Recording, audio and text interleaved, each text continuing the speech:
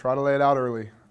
Here's what we're doing, here's why we're doing it, here's where it fits within the scheme of your life. Here's the value of it for you. It's not just this lesson. Yes, you have this assessment coming up later, but here's why I'm teaching it to you. I don't want to give you something that's just a lesson or a unit's worth of knowledge, but hopefully something you can take the rest of your life. So my goal is that the meaningfulness comes out that way, that whether I hope that they hear it when I say it, but I hope that they understand it when they do it. The first time they're watching the news and start thinking for themselves, or, oh, I remember, I went through this thought process, or I saw these stats and reminded me of this. If they can apply whatever we're doing in here to something they're doing in their life, home run, that much more meaningful to them and to us.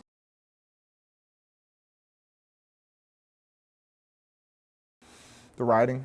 I think the pre-think at the beginning, the questions to get them going, and then the exit ticket, the questions at the end, the formal assessments at the end, I think is the best way for them to synthesize everything that they've done today, because then it becomes practical. Now it's not just pictures and numbers and video, now it's something we need to put all together and put some thought to it.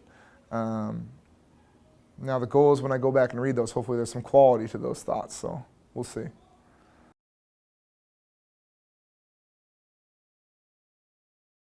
This one, huge.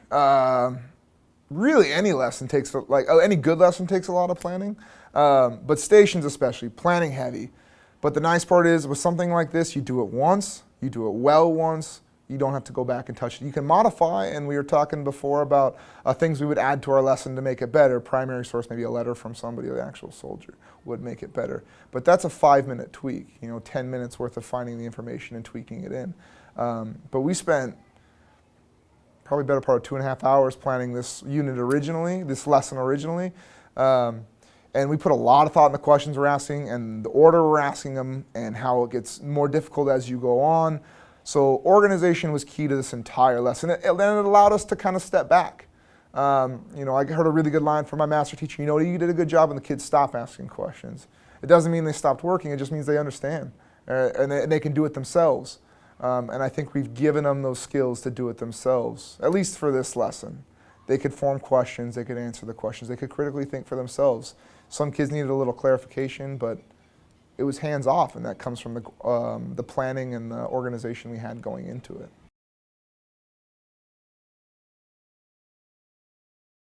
Those routines, those norms we had set up all year long allowed this lesson to run smooth. It allowed us to step back. If we were managing behavior, this lesson is so much less effective. But because kids know what's expected of them at this point in the year, that we're April, we're 6 months in, 7 months in, their expectations are normal, or their expectations are clear. They know what's expected of them, what's from us. So at that point, management's easy because we have a solid lesson.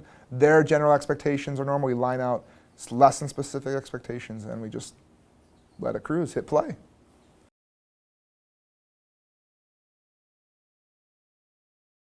Maybe I'm a little biased to answer the question. I hope it was great from what I saw. I saw the kids were excited, they were into it, they're asking a lot of questions.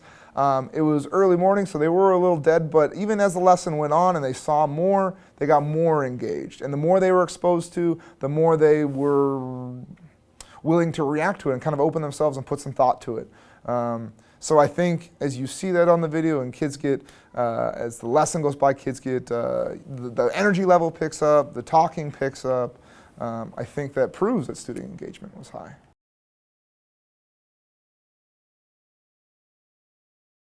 I don't know, all year long we drive home that whatever we're teaching in social studies is not just for this class, but you're taking it with you the rest of your life. And a lot of you might ask, oh, you go to math, when am I ever going to use this math again? And there's some jobs or some lifestyles where you might not use calculus or even algebra, as long as you add, track, multiply, and supply, not to devalue what's learning there, but social studies is one of those curriculums, one of those classes where it's lifelong. The lessons that can be taught here, and it can be just as bad, if not worse. It can be, I don't remember most of my social studies classes, and that's why I wanted to be a social studies teacher, so it became meaningful to them. So I'm really hoping that we're giving them some skills that they can take with them, even if it's just like them thinking strategies or a graphic organizer they use in high school, or to be a better writer, or a thought process they use in college to write an essay. I'm really hoping that what we give them, these tools that we're giving them, because we're trying to teach them skills, not always content. I think that's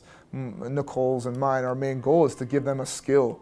Every lesson we're trying to give them a skill to take with them and not just a content, a piece of, a date or a name, and while those things are important, the skill is so much more.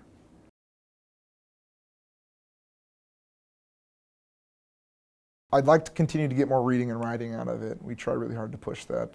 And the writing at the end of it, if I had more time, if I had 5 more minutes, I would have loved to show the questions they came up with, have them answering their own questions. So then it becomes them driving the lesson. If I can talk as much as I love to hear my own voice, if I can talk as little as possible and hear them as much as possible, that's a home run for me. If it's a student-driven lesson, that's the perfect lesson. The co-teaching helps. For sure, especially when you have a good balance. Nicole and I, Ms. Shirk and I work really well together because we offset each other. I tend to be a little bit more on the creative side, and I can come up with some fun ideas, but I struggle with the A to B. How do I take this idea and make it practical? And that's where she's killer at.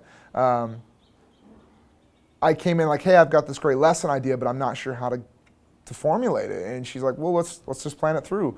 And we started with the questions. I'm like, what do you have for ideas? I know I want Gettysburg in there. I know I want them to see a little bit of shock and awe of like what it looks like. I want them to see statistics and some kind of video, maybe how it broke down Southern will to fight. And then it became, okay, now it's narrowed down to Sherman's March. All right, I've got pictures of the medical procedures that were happening and soldiers in different ways people were dying, casualties during the war. And then it became questions, and it just starts rolling. And if it wasn't for that co-teacher, this would have been a mediocre lesson at best. I would have given him one of these pieces of material, had a handful of questions, and kind of meandered my way through it. But having a co-teacher sometimes allows you to have more purpose and more direction, and just another way to approach a problem. So thankfully, having her on my side allows me to think of more than one kind of student. Sometimes the teachers, I think the cliche is you tend to teach to your learning style. And especially Ms. Shirk being a SPED teacher, she's so used, it's ingrained into her to think of all these different kinds of learners because that's what she deals with on a daily basis with her specific group of students. So it forced me to think outside my box, outside my comfort zone, and I think we made a really well-rounded lesson that applied to all students. And I don't think without her being here and going through that thought process with me, we wouldn't have had this kind of quality lesson.